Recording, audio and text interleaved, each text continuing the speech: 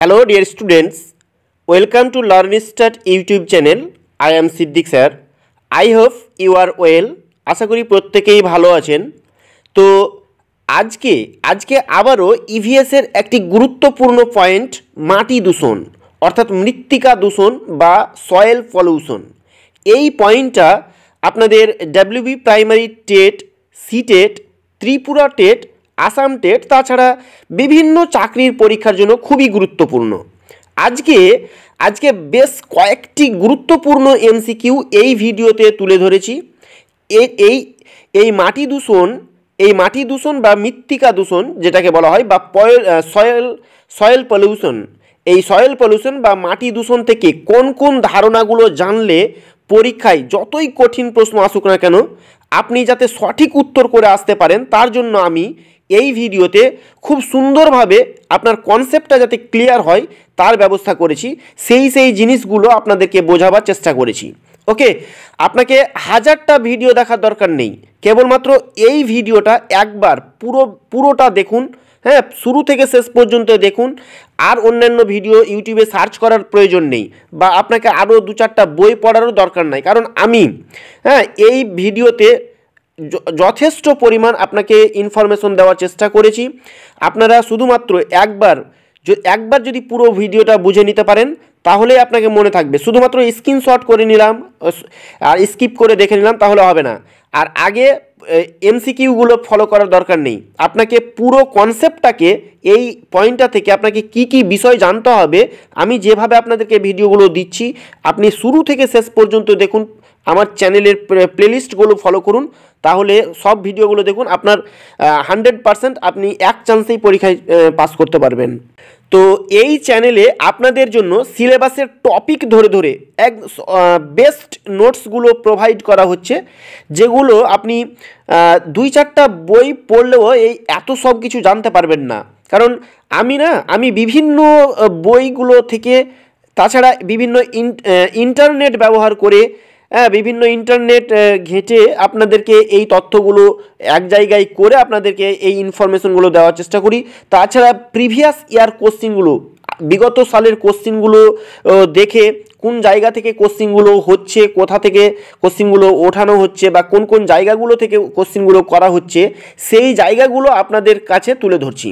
তো এই জিনিসগুলো যদি আপনারা ভালোভাবে না জানতে পারেন, শুধুমাত্র এমসিকিউ প্র্যাকটিস করেন তাহলেও হবে না। আমি এই ভিডিওতে কয়েকটি এমসিকিউ 20টা এমসিকিউ নেওয়ার চেষ্টা করেছি। আপনি যদি পুরো কনসেপ্টটাকে ক্লিয়ার করেন অন্তত পক্ষে আপনি 70 থেকে 80টা কোশ্চিন তৈরি করতে পারবেন। তো এতগুলো কোশ্চিন এই একটা ভিডিওতে না দিয়ে আপনাদেরকে কি করলাম, আগে ইনফরমেশনটা ভালোভাবে আপনাদেরকে বোঝাবার চেষ্টা করছি। ওইগুলো যদি বোঝে নেন তাহলে আমি আপনাকে বলছি এই যে এখানে 20টা এমসিকিউ আছে না, আপনি ফাটাফাট শুধুমাত্র একবার দেখবেন উত্তরগুলো করতে পারবেন যদি আগে প্রথমে কনসেপ্টটাকে ক্লিয়ার করতে পারেন, পুরো ভিডিওটা দেখতে পারেন তাহলেই। তো পরীক্ষায় 100% কমন পেতে গেলে আপনাকে প্রথমে প্রশ্নগুলো শুধুমাত্র এমসিকিউ প্র্যাকটিস করলে চলবে না, আপনাকে ডিটেলসটা ভালো করে বুঝে নিতে হবে। ওকে, যেভাবে ভিডিওগুলো আমি দিচ্ছি পুরোটা এইভাবে রেডি করুন। ওকে, তো চলুন এটা হচ্ছে আপনাদের ইভিএস এর সিলেবাস। হ্যাঁ, আপনাদের ডব্লিউবি প্রাইমারি টেটের এটা ইভিএস সিলেবাস, আপনাদের এটা সিটেটের সাথেও ম্যাচ করবে, আপনার আসাম টেটের সাথেও আছে, ত্রিপুরা টেটের সাথেও এগুলো সম্পর্কযুক্ত আছে এবং এগুলো ওখানকার সাথে এগুলো মিল আছে। তো দেখুন এটা হচ্ছে আপনাদের ইভিএস এর সিলেবাস। 1 নম্বর পয়েন্ট হচ্ছে biotic and abiotic environment, social environment, এগুলো নিয়ে আমি আপনাদেরকে ভিডিও দিয়েছি। আপনারা চ্যানেলের প্লেলিস্ট ফলো করলে আপনারা ওইখানে ভিডিওগুলো পেয়ে যাবেন, একবার দেখলে তারপরে হবে। আপনারা খাতায় নোট করুন। 2 নম্বরে আমরা এনভায়রনমেন্টাল জিওগ্রাফি বা পরিবেশগত ভূগোল, এটার উপরেও আমি বিস্তারিত আপনাদেরকে বুঝিয়েছি। 3 নম্বরে এনভায়রনমেন্ট রিলেটেড হিস্টোরিক্যাল ইভেন্টের উপরে বেশ কয়েকটা ভিডিও আমি দিয়েছি। ইকোলজি এবং ইকোসিস্টেম, ফুড চেইন এইগুলো দিয়েছি। 4 নম্বর হচ্ছে 5 নম্বরটা হচ্ছে অ্যাটমসফিয়ার, ল্যান্ড অ্যান্ড ওয়াটার, এটা গতকালকেই শেষ করেছি। আর আজকে হচ্ছে কি এনভায়রনমেন্টাল পলিউশন, অর্থাৎ এইখান থেকে পরিবেশগত দূষণ থেকে soil pollution, water pollution, air pollution, sound pollution, Ocean pollution এবং পেস্টিসাইড পলিউশন আর প্লাস্টিক পলিউশন, অর্থাৎ পরিবেশগত দূষণ, মাটি দূষণ, জল দূষণ, বায়ু দূষণ, শব্দ দূষণ, সমুদ্র দূষণ, কীটনাশক দূষণ, প্লাস্টিক দূষণ, এই দূষণগুলো সম্পর্কে আপনাকে পুরোটা জানতে হবে। আমি এক একটা ভিডিওতে এক একটা পয়েন্টকে বিস্তারিত আলোচনা করব। এইভাবে আপনারা যদি পুরো ভিডিওগুলো দেখতে পারেন তাহলে আশা করি কোনো জিনিস আপনার অজানা থাকবে না। প্রশ্ন যে পাকেই দিক না কেন, যেভাবেই ঘুরিয়ে দিক না কেন, যতই কঠিন প্রশ্ন হোক না কেন, আপনার কোনো কিছু অজানা থাকবে না। ওকে, যখনই আপনি অজানা কোনো একটা পয়েন্ট সম্পর্কে না জানছেন তখনই আপনার প্রশ্নগুলো হার্ড মনে হয়। আমি আপনাকে বলছি এইভাবে যদি পুরো সিলেবাসটাকে কভার করতে পারেন আপনি পরীক্ষায় যেতেও আপনাকে ভালো লাগবে, আর পরীক্ষার প্রশ্ন দেখেও আপনি খুশিতে উত্তর করে আপনার সাকসেস আপনি খুব তাড়াতাড়ি পাবেন। ওকে, তো ধীরে ধীরে সব কিছুই এই চ্যানেলে আপনাকে ভিডিওগুলো দেওয়া হবে, কোনো রকমের চিন্তা করবেন না। আমি আপনাদের জন্য পরিশ্রম করছি, আপনারা শুধুমাত্র চ্যানেলটাকে অন্যদের মাঝে শেয়ার করুন, সবার মধ্যে ছড়িয়ে দিন তাড়াতাড়ি করে সবার মধ্যে ছড়িয়ে দিন। চ্যানেলটাকে গ্রো করুন, বড় করুন। যত তাড়াতাড়ি বড় হবে, যত তাড়াতাড়ি গ্রো হবে আমার চ্যানেলে, তত তাড়াতাড়ি আরও ভিডিও, নতুন নতুন ভিডিও আপনাদেরকে উপহারগুলো দিতে পারবো। ওকে, তো কথা হচ্ছে আজকে হচ্ছে কি মৃত্তিকা দূষণ বা সয়েল পলিউশন, মানে মাটি দূষণ। হ্যাঁ, এই জায়গাটা থেকে, এই পয়েন্টটা থেকে আপনাদেরকে কি কি জিনিস জানতে হবে। আজকের আলোচনার বিষয় হচ্ছে পরিবেশ দূষণ। প্রথমে আপনাকে জানতে হবে পরিবেশ দূষণ। পরিবেশ দূষণটা কি এটা আপনাকে জানতে হবে। তারপরে হচ্ছে কি মৃত্তিকা দূষণ, এই মৃত্তিকা দূষণ কি, কাকে বলে, কেন হচ্ছে, এইগুলো জানতে হবে। তারপরে আপনাকে বলবো এই মৃত্তিকা দূষণের শ্রেণী বিভাগ, ক্লাসিফিকেশন অফ সয়েল পলিউশন। ওকে, এটা জানতে হবে। তারপরে মাটি দূষণের কারণ কি, এই কারণগুলো ইম্পর্টেন্ট কারণগুলো, শুধুমাত্র কয়েকটা কারণ না, হ্যাঁ, কি কি কারণে মাটি দূষণ হয় সেই জিনিসগুলো আপনাকে জানতে হবে, এবং কোন জায়গাগুলো থেকে কোশ্চিন হবে সেইগুলো রিলেটেড ইনফরমেশনগুলো আপনাদেরকে দিয়েছি। ওকে, তারপরে হচ্ছে কি মাটি ক্ষয়ের কারণ কি, মাটি দূষণের কারণ আলাদা জিনিস, মাটি ক্ষয়ের কারণ কি, কেন মাটি ক্ষয়গুলো হচ্ছে। ওকে, তারপরে আপনাকে জানতে হবে মাটি ক্ষয়ের ধরন কি, এইগুলো থেকেও প্রশ্ন হয়। মাটি ক্ষয়ের ধরন মানে মাটি ক্ষয় কয়েক টাইপের হয়, বিভিন্ন টাইপের মাটি ক্ষয়ের ধরনগুলো আছে, এবং এগুলো ছবির সাহায্যে আপনাদেরকে এই ভিডিওতে আলোচনা করেছি। ওকে, এরপরে হচ্ছে কি দূষিত মাটিতে বিভিন্ন ধরনের দূষক পদার্থ থাকে, সেই দূষক পদার্থগুলো কত পার্সেন্টেজ হিসেবে থাকে, কোন কোন দূষক পদার্থ থাকে। ওকে, এইগুলো আমরা জানবো। তারপরে মানবদেহে ক্ষতিকর প্রভাব, এই যে মাটি দূষণ হচ্ছে এইগুলো মানবদেহে কি কি ক্ষতিকর প্রভাব ফেলে সেই জিনিসগুলো জানতে হবে। তারপরে আমরা জানবো মৃত্তিকা দূষণ নিয়ন্ত্রণের ব্যবস্থা, কিভাবে এটা নিয়ন্ত্রণ করা যেতে পারে সেইগুলো নিয়ে একটু আলোচনা করব। তারপরে আমরা এইগুলো শেষ করার পরে আমরা বেশ কয়েকটি এমসিকিউ, 20টা এমসিকিউ এখানে রেখেছি, খুব ইম্পর্টেন্ট এমসিকিউ, এগুলো দেখে নেবেন শেষে। ওকে, তো প্রথমে আপনি আমার চ্যানেলটিকে সাবস্ক্রাইব করে রাখবেন। চ্যানেলটি সাবস্ক্রাইব করে বা লোগোতে আপনারা হাত দিলে আপনারা এই একটা পেজ খুলে যাবে আপনার সামনে। ওকে, তো এখান থেকে আপনি প্লেলিস্টে যাবেন। প্লেলিস্টে গিয়ে আপনি ওখানে দেখতে পাবেন বেশ কয়েকটি প্লেলিস্ট করা রয়েছে, ফোল্ডার করা রয়েছে। ইভিএস বলে একটা ফোল্ডার করা রয়েছে, এখানে দেখুন 20টা আপনি ভিডিও দেখতে পাবেন। ওকে, মানে ইভিএস থেকে 20টা ভিডিও অলরেডি আপনাদেরকে দিয়ে দেওয়া হয়েছে। এসএলএসটি পিটি থেকে একটা ফোল্ডার করা আছে, এইচএসের একটা ফোল্ডার আছে, ম্যাথমেটিক্সের একটা ফোল্ডার আছে, আপডেট নিউজ বলে একটা ফোল্ডার পাবেন, মোটিভেশনাল ফোল্ডার, একটা সিডিপির ফোল্ডার। সিডিপি থেকে আপনাকে 64টা ভিডিও দেওয়া হয়েছে, 64। ওকে, 64টা ভিডিও আপনাদেরকে দিয়ে দেওয়া হয়েছে। পুরো ভিডিওগুলো সিডিপি সম্পর্কে আপনি যদি পুরো তথ্যগুলো জানেন তাহলে আমার এই চ্যানেলটাকে ফলো করুন, আপনি পুরো জিনিসগুলো আপনি তৈরি করতে পারবেন। ওকে, ভিডিওগুলো দেখলে তাহলে আপনি বুঝতে পারবেন। আপনাদের সিলেবাস ধরে টপিক ধরে আপনাকে ভিডিওগুলো দেওয়া হয়েছে, আরও বেশ কয়েকটা ভিডিও আছে, আমি ধীরে ধীরে আপনাদেরকে সমস্ত কিছু ক্লিয়ার করব। এখন কয়েকটা ইভিএসের ভিডিওগুলো দিচ্ছি। তো চলুন আজকে আর কথা না বাড়িয়ে আমরা মেন পয়েন্টে চলে যাই। প্রথমেই হচ্ছে পরিবেশ দূষণ কী জিনিস বা কাকে বলে, মানে এনভায়রনমেন্টাল পলিউশন, এই জায়গাটা থেকে আমরা আজকে শুরু করছি। তাই এনভায়রনমেন্টাল পলিউশন কি, আগে এটা জিনিস জানবো। দেখুন, পরিবেশের ভৌত, রাসায়নিক এবং জৈবিক বৈশিষ্ট্যের যে অবাঞ্ছিত পরিবর্তন জীবের জীবন ধারণকে ক্ষতিগ্রস্ত করে তাকেই দূষণ বলে।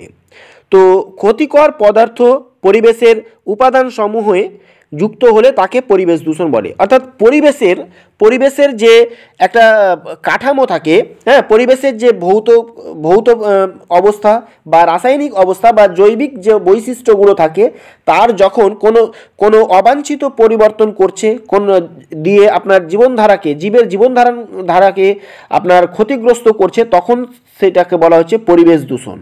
ওকে, তো বেঁচে থাকার জন্য আমরা পরিবেশকে নানাভাবে ব্যবহার করি, ফলে পরিবেশে বিভিন্ন পরিবর্তন ঘটে।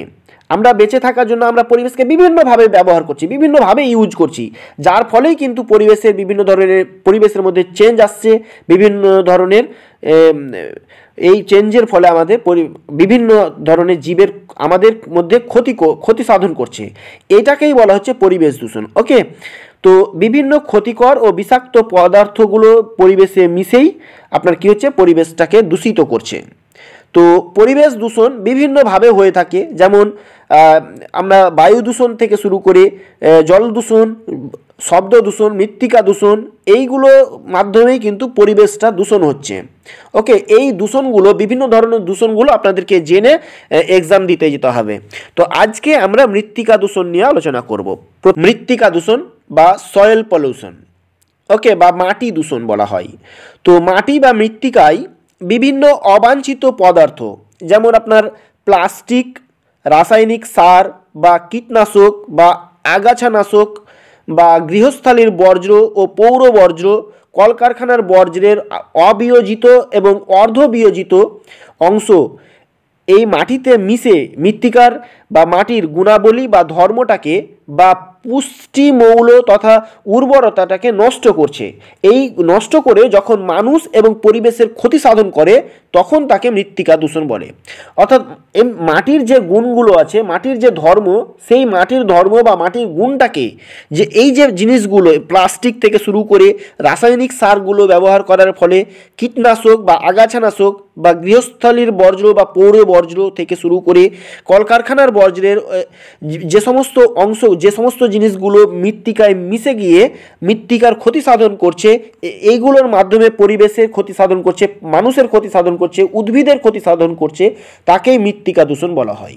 ওকে, তো বিশেষ করে মনে রাখবেন, এখানে মৃত্তিকা দূষণ প্রধানত উদ্ভিদের স্বাস্থ্যটাকে, উদ্ভিদের উপরে বেশি করে আপনার ক্ষতি করে, কারণ উদ্ভিদ সরাসরি আপনার এই মাটির থেকেই কিন্তু আপনার জল শোষণ করে বা সালোক সংশ্লেষের মাধ্যমে আপনার মাটির উপরেই উদ্ভিদ নির্ভর করে, যার জন্য উদ্ভিদের সবচাইতে বেশি ক্ষতি হয়। এটা আপনারা এটা ভালো করে মনে রাখবেন। ওকে, আচ্ছা, নেক্সট আমরা জানবো মৃত্তিকা দূষণের শ্রেণী বিভাগ, অর্থাৎ ক্লাসিফিকেশন অফ সয়েল পলিউশন। এই মৃত্তিকা দূষণের ক্লাসিফিকেশনগুলো জানবো বা টাইপ জানবো। ওকে, প্রথমে আপনাদেরকে জানিয়ে রাখি, এই দূষণের প্রকৃতি অনুসারে মৃত্তিকা দূষণকে 7 ভাগে ভাগ করা হয়।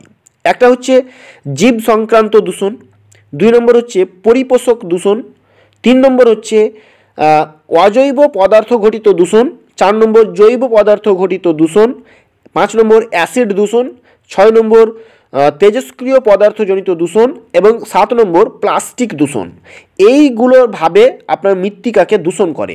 ওকে, জীব সংক্রান্ত দূষণ মানে জীব সংক্রান্ত বলতে আপনাকে বিভিন্ন ধরনের প্রাণী থেকে শুরু করে, বিভিন্ন ধরনের পোকামাকড়গুলো থেকে শুরু করে উদ্ভিদ, হ্যাঁ, এইদেরকে, গাছপালাগুলোকে নষ্ট করে দিচ্ছে যে সমস্ত জিনিসগুলো, এইভাবে কিন্তু জীব সংক্রান্ত দূষণ হচ্ছে এটা।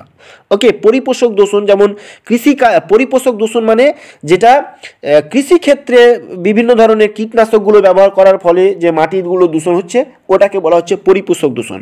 তো এইভাবে অজৈব পদার্থ ঘটিত দূষণ রয়েছে, জৈব পদার্থ ঘটিত দূষণ, অ্যাসিড বৃষ্টির বা অম্ল বৃষ্টির ফলে যে দূষণ, মাটির দূষণ হয়, তেজস্ক্রিয় পদার্থ ঘটিত যে দূষণ, অর্থাৎ বিভিন্ন শিল্প থেকে, কলকারখানা থেকে বা বিভিন্ন যে ইন্ডাস্ট্রি থেকে, মানে যে শিল্পগুলো থেকে যে তেজস্ক্রিয় পদার্থগুলো ব্যবহার করার ফলে আপনার মৃত্তিকা দূষণ ঘটছে, এগুলো নিয়ে আমরা বিস্তারিত আলোচনা করব। এখানে পয়েন্টগুলো আপনাদেরকে জানিয়ে রাখছি। প্লাস্টিক দূষণ, এইগুলোর মাধ্যমে কিন্তু মৃত্তিকার দূষণ ঘটে। ওকে, তো এগুলো নিয়ে বিস্তারিত আলোচনা করছি। এরপরে আমরা দেখব মাটি দূষণের কারণ কি। দেখুন, মাটি দূষণের কারণ 1 নম্বরে রেখেছি অত্যধিক শৈল্পিক কার্যকলাপ, অত্যধিক শৈল্পিক কার্যকলাপ বলতে শিল্প থেকে যে বর্জ্যগুলো অত্যধিক পরিমাণে মাটিতে ফেলে দেওয়া হচ্ছে, হ্যাঁ, তো এইগুলোর ফলে কিন্তু মৃত্তিকা দূষণ হচ্ছে। শিল্পের বর্জ্যগুলো, তেজস্ক্রিয় বর্জ্য, তাছাড়া ইলেকট্রনিক বর্জ্য বা পয়ঃ নিষ্কাশন, কয়লা, ছাই, হ্যাঁ, পরিবহনের সময় তেল ছড়িয়ে পড়া, মাটিতে তেল ছড়িয়ে পড়া, বা কৃষিক্ষেত্রে অত্যধিক কীটনাশক ব্যবহার করা হচ্ছে, রাসায়নিক সারের অতিরিক্ত ব্যবহার করা হচ্ছে, এইভাবে কিন্তু মাটির দূষণ ঘটে।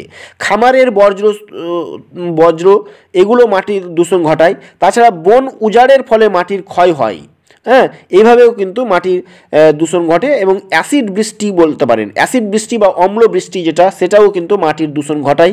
তাছাড়া অ্যাসফল্ট বা চামড়া, ক্যান, প্লাস্টিক, কাঁচ, আপনার কাগজ এবং মৃতদেহের মতো যে উপকরণগুলো রয়েছে এগুলোও কিন্তু মাটি দূষণ ঘটায়। তো বিশেষ করে মনে রাখবেন, এই মাটি দূষণের ফলে জমির উর্বরতাগুলো নষ্ট হয়ে যায়, যার জন্য আপনি যে কৃষিকাজটা করছেন, সেই যে চাষটা করছেন, সেইগুলো কিন্তু ফলস্বরূপ আপনি মানে ইয়েটা পাবেন না। তো দূষিত মাটিতে যে উৎপন্ন ফসল এগুলো আপনি যদি খান, হ্যাঁ, আপনি তো ফসল যেগুলো ফলবে সেগুলো আপনি যদি খান ওই দূষিত মাটি থেকে এগুলো খাওয়ার ফলে কিন্তু আমাদের মধ্যে বিভিন্ন ধরনের রোগে আমরা আক্রান্ত হচ্ছি। তো এই হচ্ছে মাটি দূষণ। এবং মাটি দূষণ ক্ষয়ের কারণ কি, এরপরে আমরা দেখব মাটি ক্ষয়ের কারণগুলো কি। বিভিন্ন কারণে মাটি ক্ষয় হয়, যেমন ঢালু জমিতে চাষ করা, 2 নম্বর বন উজাড় বা মানে গাছ কাটা, হ্যাঁ, 3 নম্বর অতিরিক্ত পশুপালন, অর্থাৎ চারণভূমিতে অতিরিক্ত পশুপালন করার ফলে মাটির ক্ষয় হচ্ছে। ওকে, তারপরে হচ্ছে অবৈজ্ঞানিক কৃষি পদ্ধতিগুলো ব্যবহার করা, হ্যাঁ, তাছাড়া অতিরিক্ত বৃষ্টিপাতের ফলে বা জলের ফলে, হ্যাঁ, বা অতিরিক্ত ঝড় বা বাতাসের ফলে, অর্থাৎ বৃষ্টি, বাতাস, ঝড়, খরা, বন্যা, বৃক্ষছেদন, জুম চাষ, অপরিকল্পিত চাষাবাদ, হ্যাঁ, মাত্রাতিরিক্ত রাসায়নিক সারের ব্যবহারের ফলে মাটির ক্ষয়গুলো হয়। এই জায়গাগুলো জানবেন, কারণ এইগুলো থেকেও কিন্তু এমসিকিউ রাখা হয়েছে। এরপরে আমরা জানব মাটি ক্ষয়ের ধরন। বৃষ্টিপাত এবং ভূপৃষ্ঠের জলবদ্ধতার ফলে মাটির ক্ষয় হতে পারে। তো প্রধানত আমরা এই যে মাটির ক্ষয়গুলোকে 4টা ভাগে ভাগ করে থাকি। 1 নম্বর স্প্ল্যাশ ক্ষয়, হ্যাঁ, এই স্প্ল্যাশ ক্ষয় কি এটাও বলবো। 2 নম্বর সিট ক্ষয়, 3 নম্বর রিল ক্ষয় এবং 4 নম্বর হচ্ছে গলি ক্ষয়। আরও বিভিন্ন ধরনের ক্ষয় সম্পর্কে রয়েছে, প্রধানত এই 4টা ক্ষয় আপনাকে জানতেই হবে। ওকে, তো আমি আপনাদেরকে প্রথমে বলবো স্প্ল্যাশ ক্ষয়। দেখুন, এটা হচ্ছে স্প্ল্যাশ ক্ষয়ের ছবি। তো স্প্ল্যাশ ক্ষয় কি, যখন বৃষ্টির ফোঁটাগুলো মাটিতে যখন পড়ে, প্রাথমিক অবস্থায় যখন ক্ষয় হয় অ্যাকচুয়ালি যখন প্রাথমিক অবস্থায় মাটির ক্ষয় হয় না, তখনই এটাকে স্প্ল্যাশ ক্ষয় বলা হয়। অর্থাৎ বৃষ্টির ফোঁটার আঘাতে মাটির যখন ক্ষয় হয় তখন সেটাকে বলা হচ্ছে স্প্ল্যাশ ক্ষয়। অর্থাৎ বৃষ্টির ফোঁটা মাটির উপরিভাগে আঘাত করলে এই স্প্ল্যাশ ক্ষয় হয়। যখন বৃষ্টির ফোঁটা উন্মুক্ত মাটিতে, খোলা মাটিতে, হ্যাঁ, খালি মাটিতে যখন আঘাত করে, তখন এই বৃষ্টির ফোঁটাগুলোর ফলে এই যেমন ক্ষুদ্র ক্ষুদ্র বোমার মতো কাজ করে এগুলো, হ্যাঁ। তো এইগুলোই কিন্তু ধীরে ধীরে ছোট ছোট করে মাটিগুলোকে ক্ষয় করে, হ্যাঁ, একটা বৃষ্টির ফোঁটাগুলোতে মাটিগুলোকে ক্ষয় করছে এইভাবে। তো এটাকে বলা হচ্ছে স্প্ল্যাশ ক্ষয়। ওকে, আর 2 নম্বর দেখুন সিট ক্ষয়। এটা হচ্ছে সিট ক্ষয়ের একটা চিত্র। যখন বৃষ্টিপাতের তীব্রতা অনুপ্রবেশের চেয়ে বেশি হয়, ওকে, তো তখন এই ধরনের সিট ক্ষয় হয়। সিট মানে পাতার ক্ষয় বলতে পারেন, হ্যাঁ, সিট বলতে একটা পাতার ক্ষয়ের মতো হয়। তো অর্থাৎ প্রথম অবস্থায় যে মাটির ক্ষয় হলো আমরা দেখলাম স্প্ল্যাশ ক্ষয় বা বৃষ্টির ফোঁটার আঘাতের যে ক্ষয়টা হলো, তো ওই অবস্থার পরে যখন আরেকটা মানে ওই মাটির উপরিভাগের যে স্তর, সেই স্তরটাকে যখন ক্ষয় করে নিয়ে চলে যায় যে আরেকটু বেশি বৃষ্টিপাতের ফলে, তখন এই ধরনের ক্ষয়টাকে বলা হচ্ছে সিট ক্ষয়। ওকে। 3 নম্বর হচ্ছে রিল ক্ষয়। রিল ক্ষয়টা কি না, রিল ক্ষয় এটা দেখুন, এটা হচ্ছে রিল ক্ষয়ের চিত্র। তো রিল ক্ষয় হচ্ছে কি, ঘনীভূত জলপ্রবাহের মাধ্যমে মাটি অপসারণ, অর্থাৎ যখন জল মাটির উপর দিয়ে প্রবাহিত হয়, হ্যাঁ, দিয়ে মাটিটাকে এই আঙুলের মতন, হ্যাঁ, করে একটা নালার সৃষ্টি করে, ছোট ছোট নালার সৃষ্টি করে, তখন অর্থাৎ রিলের মতো করে বা ছোট ছোট নালার সৃষ্টি করছে, তখন সেটাকে বলা হচ্ছে রিল ক্ষয়। অর্থাৎ আঙুলের মতো করে সরু সরু নালা করে যখন মাটিটাকে ক্ষয় করে নিয়ে চলে যাচ্ছে, তখন সেই ধরনের ক্ষয়টাকে বলা হচ্ছে রিল ক্ষয়। এরপরে আমরা জানবো গলি ক্ষয়। আচ্ছা, এটা দেখুন গলি ক্ষয়ের চিত্র। তো যখন মাটির বড় একটা ক্ষয় হয়, মাটির যখন বড় ধরনের ক্ষয় হয়, তখন সেটাকে বলা হচ্ছে গলি ক্ষয়। গলি ক্ষয়ের কারণে মাটির উর্বরতা কমে যায়, আপনার জমির উৎপাদন ক্ষমতা একদমই নষ্ট হয়ে যায়। হ্যাঁ, তো এইভাবে কিন্তু মানে মাটিটা ব্যাপকভাবে এখানে অপসারণ ঘটে মাটির। তো ভারী বৃষ্টিপাতের সময়ে বা জলটা দ্রুতভাবে নেমে যাওয়ার ফলে এই ধরনের ধস বা এই মাটিগুলো ক্ষয় হয়। তো এই যে এই চিত্রটা দেখতে পাচ্ছেন, এটা হচ্ছে গলি ক্ষয়ের চিত্র। তো এই স্প্ল্যাশ ক্ষয়, সিট ক্ষয়, রিল ক্ষয়, গলি ক্ষয়, এগুলো কিন্তু জানতে হবে, কারণ এগুলো থেকে কিন্তু পরীক্ষায় দিয়ে দেয়। আচ্ছা, এরপরে চলুন, দূষিত মাটিতে বিভিন্ন ধরনের দূষক পাওয়া যায়, তার নিচে দেওয়া হলো। যেমন হাইড্রোকার্বন পাওয়া যায় 42%, অর্থাৎ 42% হাইড্রোকার্বন রয়েছে। ভারী ধাতু রয়েছে 31%, খনিজ তেল রয়েছে 20% এবং অন্যান্য রয়েছে 7%, অর্থাৎ 7% অন্যান্য জিনিসগুলো রয়েছে। তো এইগুলো কিন্তু বিভিন্ন দূষক পদার্থ, এগুলো মাটিতে, দূষিত মাটিতে এগুলো থাকে। এগুলো একটু মাথায় রাখবেন। খনিজ তেল কত পার্সেন্ট থাকে, আপনি বলবেন 20%, ভারী ধাতু থাকে 31%, হাইড্রোকার্বন থাকে 42% এবং অন্যান্য 7%। আচ্ছা, এরপরে আমরা জানবো মৃত্তিকা দূষণ মানবদেহের ক্ষতিকর প্রভাব। এই মৃত্তিকা দূষণ মানবদেহে কি কি ক্ষতি করে, এইগুলো আপনাকে একটুখানি জানতে হবে। আমি খুব সংক্ষেপে এখানে লেখার চেষ্টা করেছি, আপনারা এইটা এক ঝলক দেখে নেন। এখানে বলা হয়েছে মৃত্তিকা দূষণের ফলে মাটিতে জৈব ও অজৈব পদার্থের পরিমাণ বেড়ে যায়। এগুলি জলের সঙ্গে বা খাদ্য শৃঙ্খলের সঙ্গে মিশে গিয়ে এগুলো সর্বোচ্চ খাদক মানুষের শরীরে কিন্তু প্রবেশ করে। হ্যাঁ, এইভাবে মানুষের স্বাস্থ্যের উপরে এগুলো প্রভাব ফেলে। এটা একটা। 2 নম্বর হচ্ছে বিভিন্ন মৃত্তিকা দূষণের ফলে রোগ জীবাণু সংক্রমিত মৃত্তিকা মানুষের শরীরে নানা রোগের সৃষ্টি করে। মাটিতে উপস্থিত ব্যাকটেরিয়া মানুষের দেহে প্রবেশ করলে আমাশা, কলেরা, টাইফয়েড, বিভিন্ন ধরনের রোগের সৃষ্টি হয়। তাছাড়া মৃত্তিকায় মৃত জৈব পদার্থের উপর সৃষ্ট ছত্রাক মানুষের শরীরে মাইটোসিসের সৃষ্টি করে। তাছাড়া মৃত্তিকা দূষণের ফলে মাটিতে কৃমি, গোলকৃমি, হুইপ ও হুকওয়ার্ম এর পরিমাণ বেড়ে যায়। তাছাড়া পারদের ফলে আপনার মস্তিষ্কের কার্যকারিতা কমে যায়। মাটিতে অবস্থিত সীসার ফলে হিমোগ্লোবিন তৈরিতে বাধা দেয়, যার ফলে আপনার বৃদ্ধি সহ বিভিন্ন ধরনের রোগ হয়। ক্যাডমিয়াম বৃক্কের ক্ষতি সাধন, অস্থিক্ষয় ও ভঙ্গুরতা সহ নানা রোগের সৃষ্টি হতে পারে। তাছাড়া বিভিন্ন ধরনের খাদ্য শৃঙ্খলগুলোকে এই মাটি দূষণ নষ্ট করে দেয় এবং মাটি দূষণের ফলে বিশ্ব উষ্ণায়নের মতো ঘটনাগুলো ঘটতে পারে। এরপরে চলুন, মৃত্তিকা দূষণ নিয়ন্ত্রণের ব্যবস্থা। দেখুন, মৃত্তিকা দূষণ নিয়ন্ত্রণ করা অবশ্যই আমাদের দরকার, কারণ আমাদের বেঁচে থাকতে গেলে আমাদেরকে কি দরকার, আমরা ভূপৃষ্ঠের উপরেই বেঁচে থাকি, বসবাস করি।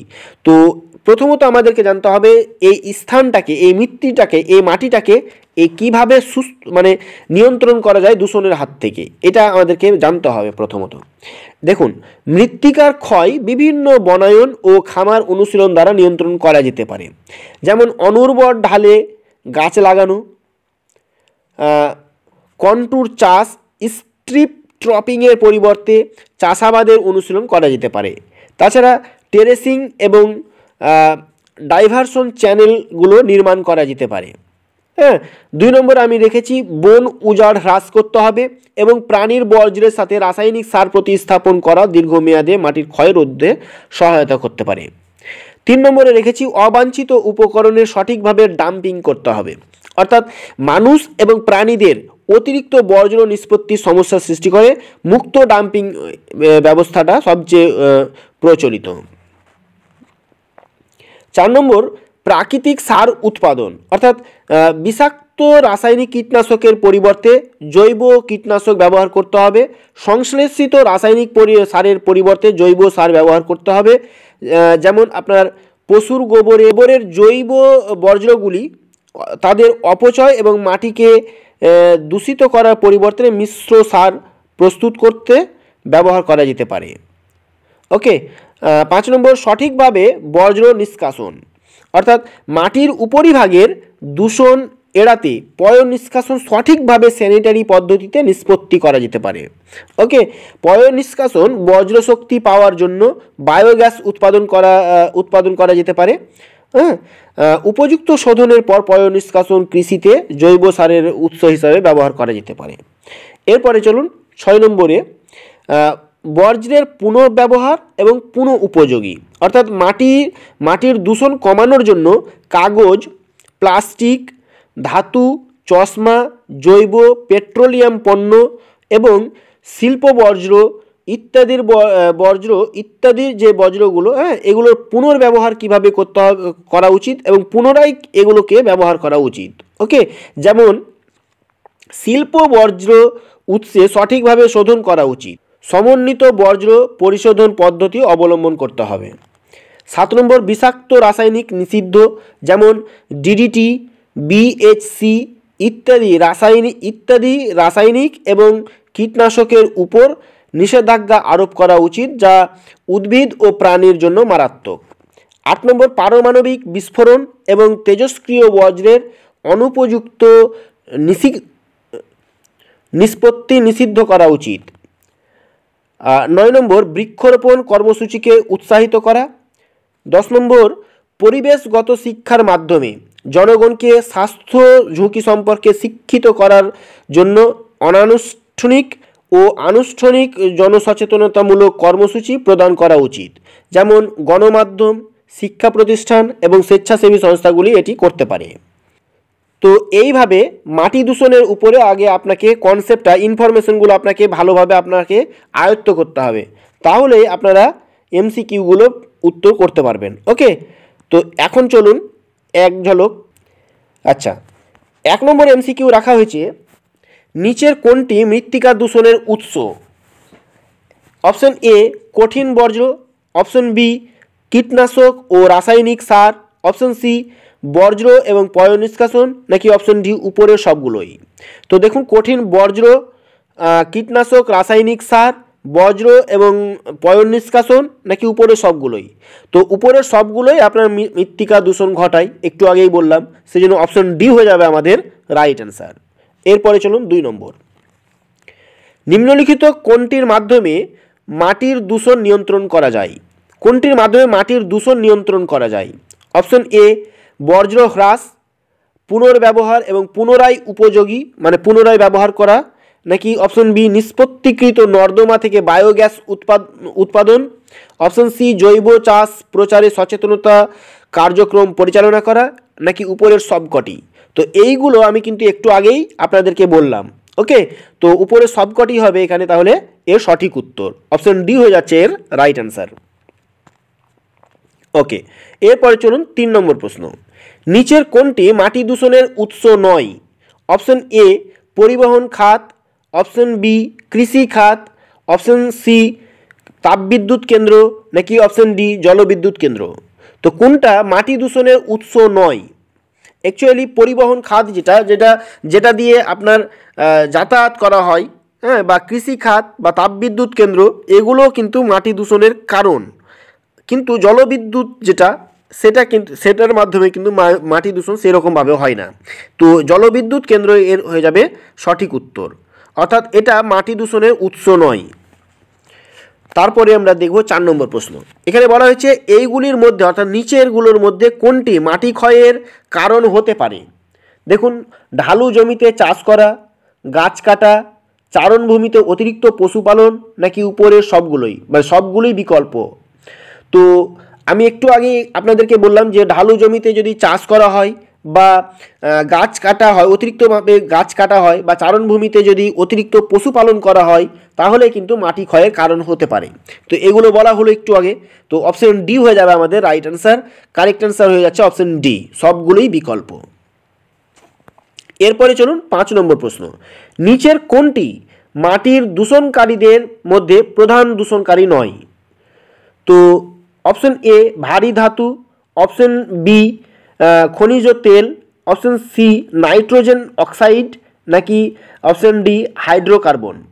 তো আমি কিন্তু একটু আগেই বললাম যে ভারী ধাতু এত পার্সেন্ট থাকে, খনিজ তেল এত পার্সেন্ট থাকে এবং হাইড্রোকার্বন এত পার্সেন্ট থাকে, কিন্তু নাইট্রোজেন অক্সাইডের কথা বলিনি, যার জন্য নাইট্রোজেন অক্সাইড কিন্তু মাটির দূষণ ঘটায় না।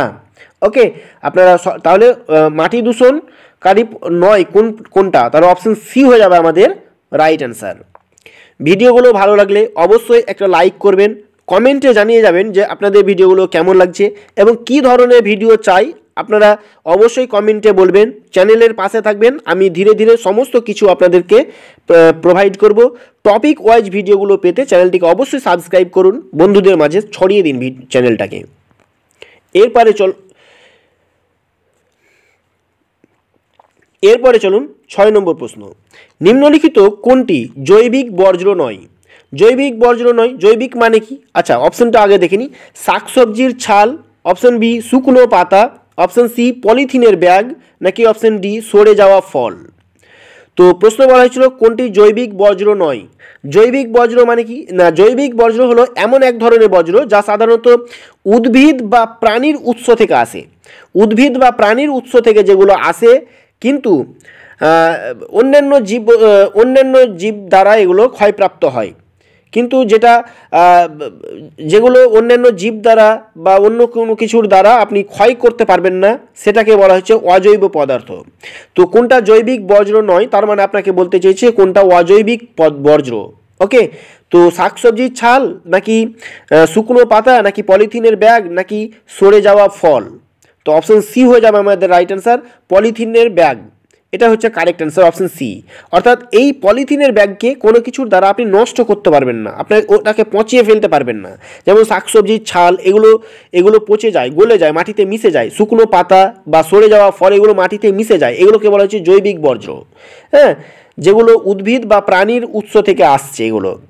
ওকে, কিন্তু যে পলিথিনের ব্যাগ, এটা অজৈবিক উপাদান, এগুলো অন্যান্য কোনো কিছুর দ্বারা এগুলোকে ভেঙে ফেলা যায় না, এগুলোই মাটির দূষণ ঘটায়। নেক্সট প্রশ্ন চলে যাব 7 নম্বর প্রশ্ন। নিচের কোনটি মাটি দূষণ ঘটায় না? কোনটা মাটি দূষণ ঘটায় না? অপশন এ রাসায়নিক সার, option B plastic, option C জৈব সার, নাকি অপশন ডি পলিথিন। কোনটা মাটি দূষণ ঘটায় না? আমি একটু আগেই বললাম, তাহলে উত্তর হয়ে যাবে জৈব সার। যেগুলো যে সমস্ত জীব বা উদ্ভিদের প্রাণী পচে গলে আপনাকে যে সারটা তৈরি করা হচ্ছে, ওগুলো হচ্ছে জৈব সার। হ্যাঁ, তো অপশন সি হয়ে যাবে আমাদের রাইট অ্যান্সার। এটা কিন্তু মাটি দূষণ ঘটায় না। বাকি অপশনগুলো রাসায়নিক সার, প্লাস্টিক, পলিথিন, এগুলো মাটির দূষণ ঘটায়। অপশন ডি না, সরি। এরপরে আমরা দেখব 8 নম্বর প্রশ্ন।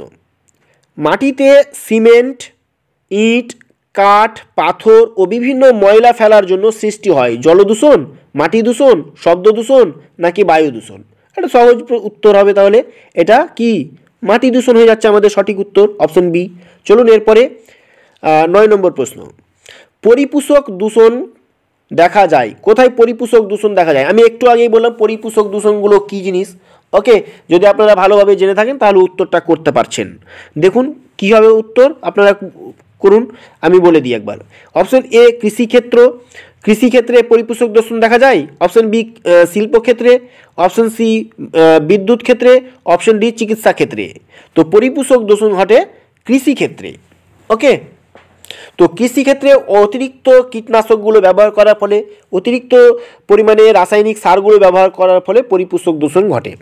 এরপরে 10 নম্বর প্রশ্ন। একই শস্যের বহুবার চাষ করার ফলে একই শস্য বহুবার চাষ করার ফলে মাটির উর্বরতা বৃদ্ধি পায়। অপশন বি মাটির উর্বরতা হ্রাস পায়। অপশন সি শস্যের উৎপাদন বৃদ্ধি পায়। অপশন ডি শস্যের উৎপাদন হ্রাস পায়। অপশন বি হয়ে যাবে আমাদের সঠিক উত্তর, মাটির উর্বরতা হ্রাস পায়। ওকে, এটা শস্যের উৎপাদন হ্রাস পায়, ঠিক আছে, কিন্তু মাটির উর্বরতা হ্রাস পাওয়ার ফলেই তো শস্য উৎপাদন হ্রাস পায়। অপশন ডি হবে না, অপশন বি হয়ে যাবে আমাদের সঠিক উত্তর। অপশন বি মাটির উর্বরতা হ্রাস পায়। ওকে, তারপরে 11 নম্বর প্রশ্নে বলা হয়েছে মৃত্তিকায় জৈব রূপে পচনশীল নয় এমন বস্তুটি হলো। তো কোনটা জৈব রূপে পচনশীল নয়, এর আগেও বলা হয়েছে অবশ্য। অপশন এ কাগজ, অপশন বি কাঠ, অপশন সি প্লাস্টিক, নাকি অপশন ডি আবর্জনা। তো কোনটা জৈব রূপে পচনশীল নয়? তো অপশন সি প্লাস্টিক জৈব রূপে পচনশীল নয়। এরপরে 12 নম্বর কোশ্চিন, অতিরিক্ত জলসেচের ফলে মৃত্তিকায় বৃদ্ধি পায়। অতিরিক্ত জলসেচের ফলে মৃত্তিকায় কি বৃদ্ধি পায়? অম্লতা বৃদ্ধি পায়, লবণতা বৃদ্ধি পায়, ক্ষারকীয়তা, না উপরে কোনোটি নয়। তো এর সঠিক উত্তর হয়ে যাবে অপশন বি লবণতা। এরপরে চলুন 13 নম্বর প্রশ্ন, অম্ল বৃষ্টির ফলে দূষিত হয় বাতাস, নাকি বাতাস ও জল, নাকি জল ও মাটি, নাকি উপরের কোনোটি নয়। তো অপশন সি হয়ে যাবে আমাদের রাইট অ্যান্সার, জল এবং মাটি এই অম্ল বৃষ্টির ফলে বা অ্যাসিড বৃষ্টির ফলে এটা দূষণ হয়। আচ্ছা, এরপরে 14 নম্বর প্রশ্ন, অতিরিক্ত জলসেচের ফলে মৃত্তিকায় বৃদ্ধি পায় অম্লতা, লবণতা, ক্ষারকীয়তা, নাকি কোনোটি নয়। এটা একবার রিপিট হয়েছে, এর সঠিক উত্তর হচ্ছে লবণতা বা অপশন বি হয়ে যাবে আমাদের রাইট অ্যান্সার। আচ্ছা, মাটির সঙ্গে প্লাস্টিক মিশে তার স্বাভাবিক উর্বরতা শক্তিকে বাড়ায়, কমায়, নাকি একই রকম রাখে, নাকি কোনোটি নয়। তো মাটির সঙ্গে প্লাস্টিক মিশে গেলে আপনার যে স্বাভাবিক উর্বরতা, এই উর্বর শক্তিটা কী হবে? কমে যাবে। অপশন বি হয়ে যাবে আমাদের রাইট অ্যান্সার। আচ্ছা, 16 নম্বর প্রশ্ন বলা হচ্ছে মাটির একটি উল্লেখযোগ্য দূষক হলো প্লাস্টিক, লোহাপিণ্ড, ডিটারজেন্ট, নাকি কোনোটি নয়। তো মাটির একটা উল্লেখযোগ্য দূষক হলো কি? অপশন এ হয়ে যাবে আমাদের রাইট অ্যান্সার। মানে এটা উল্লেখযোগ্য দূষক হিসাবে আমরা বলতে পারি যে প্লাস্টিক। লোহাপিণ্ডও হতে পারে, কিন্তু উল্লেখযোগ্য হিসেবে থাকতে গেলে আপনার অপশন এটাকেই সিলেক্ট করবেন, প্লাস্টিকটাকে। আচ্ছা, এরপরে আমরা দেখব 17 নম্বর কোশ্চিন। এখানে বলা হয়েছে গৃহস্থালির আবর্জনার উদাহরণ হলো অপশন এ প্লাস্টিক, ফলমূলের খোসা, অপশন বি পারদ, অপশন ডি অ্যাসিড। তো গৃহস্থালির আবর্জনার উদাহরণ কোনটা? প্লাস্টিক, নাকি পারদ, নাকি অ্যাসিড, নাকি ফলমূলের খোসা? অপশন বি ফলমূলের খোসা হচ্ছে গৃহস্থালির আবর্জনার উদাহরণ। আচ্ছা, এরপরে চলুন 18 নম্বর প্রশ্ন, মাটি দূষণের ফলে সবচেয়ে বেশি ক্ষতিগ্রস্ত হয় কে? মাটি দূষণের ফলে সবচেয়ে বেশি ক্ষতিগ্রস্ত হয় কাঁকড়া, মাছ, কেঁচো, নাকি ইঁদুর। তো এর সঠিক উত্তর কি হবে? মাটি দূষণের ফলে এটার সঠিক উত্তর কি হতে পারে আপনারা অবশ্যই কমেন্টে জানাবেন, আপনাদের কমেন্টের আশায় থাকলাম। আচ্ছা, চলুন নেক্সট প্রশ্ন। 19 নম্বর প্রশ্নে বলা হচ্ছে তেজস্ক্রিয় বর্জ্যের উৎস হলো। তেজস্ক্রিয় বর্জ্য কোথা থেকে উৎস হয়? যানবাহনের ধোঁয়া থেকে, নাকি অ্যাসিড বৃষ্টি থেকে, নাকি পারমাণবিক বিদ্যুৎ কেন্দ্র থেকে, নাকি কৃষি ক্ষেত্র থেকে। তো আমি এর আগে আপনাদেরকে তেজস্ক্রিয় বজ্র বলতে গিয়ে কথাটা বলেছিলাম কোথা থেকে তেজস্ক্রিয় বজ্রের উৎস মানে সৃষ্টি হয়। তো অপশন সি হয়ে যাবে আমাদের রাইট অ্যান্সার, পারমাণবিক বিদ্যুৎ কেন্দ্র থেকে। ওকে, অপশন সি হয়ে যাবে আমাদের রাইট অ্যান্সার, পারমাণবিক বিদ্যুৎ কেন্দ্র থেকে এই তেজস্ক্রিয় বজ্রের উৎস। আচ্ছা, লাস্ট প্রশ্ন একটাই রয়েছে। লাস্ট প্রশ্ন হচ্ছে অজৈব সার ব্যবহারের ফলে জমির অম্লতা বাড়ে, নাকি লবণতা বাড়ে, অপশন সি অম্লত্ব কমে, নাকি ক্ষারত্ব বাড়ে। তো এর সঠিক উত্তর হবে অপশন এ অম্লত্ব বাড়ে। অজৈব সার ব্যবহারের ফলে কি হয়, যেটা জৈব সার ব্যবহারের ফলে বলেনি, এটা বলছে অজৈব সার ব্যবহারের ফলে কি হয় না, অপশন এ হয়ে যাবে আমাদের রাইট অ্যান্সার, অম্লত্ব এর বেড়ে যায়। ওকে, তো এইভাবে আপনারা যদি আগে প্রত্যেকটা পয়েন্টকে আগে ভালোভাবে বুঝে নিতে পারেন, তারপরে এমসিকিউগুলো প্র্যাকটিস করতে পারেন, তাহলে আশা করি এইভাবে যদি প্র্যাকটিস করতে পারেন, পুরো সিলেবাসটাকে কভার করতে পারেন, তাহলে আপনি পরীক্ষায় যে কোনো কোশ্চিন আপনি আসলে উত্তরগুলো করতে পারবেন। আমরা এরপরে জল দূষণ বলেন, বায়ু দূষণ, জল দূষণের উপরে আমার চ্যানেলে ভিডিও দেওয়া হয়েছে, এরপরে জল দূষণ দেওয়া হবে না, সরি বায়ু দূষণের উপরে দেওয়া হয়েছে, জল দূষণ দেওয়া হয়নি, তো জল দূষণ সম্পর্কে দেওয়া হবে। মানে এরপরে যত যে পয়েন্টগুলো আছে না, প্রত্যেকটা পয়েন্ট নিয়ে ডিসকাস করা হবে। কোনো ধরনের চিন্তা করবেন না, চ্যানেলের সাথে যুক্ত থাকবেন, ধীরে ধীরে সমস্ত কিছু চ্যানেলে আপলোড করা হবে। তো আপনারা চ্যানেলের ভিডিও ডেসক্রিপশনে দেখবেন একটা হোয়াটসঅ্যাপ এবং টেলিগ্রাম গ্রুপের লিঙ্ক পাবেন, সেখানে অবশ্যই যুক্ত হবেন।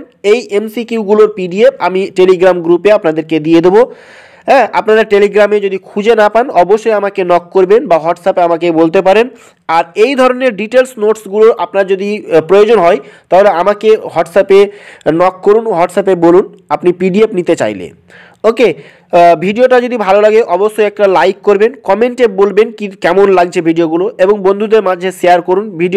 চ্যানেলটাকে বড় করুন, চ্যানেলটাকে বড় করলে আমি আরও তাড়াতাড়ি করে আপনাদেরকে পুরো সিলেবাসটাকে কভার করতে পারবো।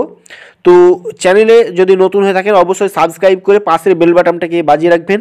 আমার এই চ্যানেলে টপিক ওয়াইজ ভিডিওগুলো দেওয়া হচ্ছে, প্রত্যেকটা ভিডিওকে ভালোভাবে বুঝিয়ে দেওয়া হচ্ছে ডিটেলসে, এবং এমসিকিউগুলোও ডিসকাস করে দেওয়া হচ্ছে। তো আজকে এ পর্যন্তই। Thanks for watching, best of luck, thank you.